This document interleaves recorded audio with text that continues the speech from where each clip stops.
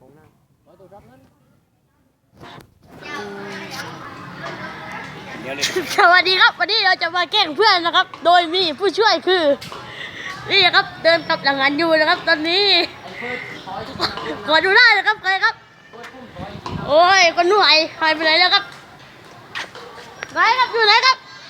ดูครับวิ่งไปแล้วไอ้รัดโว้ยนี่ใครจังวะไอ้จ้ามึงไปไหนกล้วยนะครับวันนี้เราก็จะมาถ่ายคลิปแกล้งเพื่อนกันนะครับมาเร็วเลยผมจะด่าเพื่อน